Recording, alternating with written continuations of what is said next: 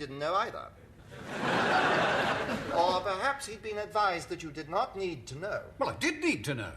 Apparently, the fact that you needed to know was not known at the time that the now known need to know was known. And therefore, those that needed to advise and inform the Home Secretary perhaps felt that the information that he needed as to whether to inform the highest authority of the known information was not yet known. And therefore, there was no authority for the authority to be informed because the need to know was not at that time known or needed.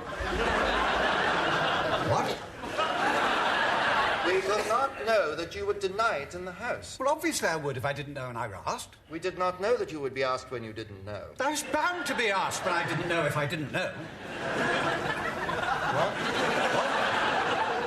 It was thought that it was better not to inform you. You see, Hugh Halifax is one of your government team, and as such, it was thought that it was better not to create distrust. We only tell you when you should be aware. When's that? You should now be aware because you have just denied it. Well, it would have been rather more helpful if I'd been aware before I denied it. On the contrary, Prime Minister, if you had been aware before you denied it, you wouldn't have denied it.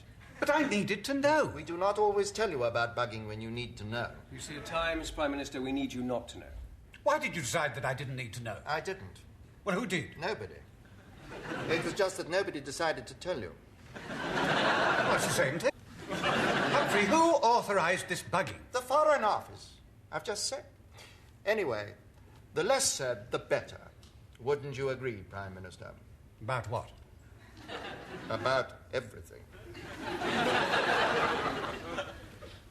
Obviously, one cannot refuse to appear before a committee of the House. Well, no, sir. And obviously, one shall have to tell them everything. Everything they can find out from other sources. Precisely. But they are likely to ask me if the Prime Minister has ever authorised the bugging of an MP's telephone. Oh. So, how should a loyal public servant reply? Wrong! I've checked and it isn't true. But it is true. But I can say it isn't. Nobody can prove it. It's never been tried. You would tell an untruth in public? Yes, for you, Prime Minister. We can issue a clarification. I think you've already made yourself very clear. No, Prime Minister, clarification is not to make oneself clear. It is to put oneself in the clear.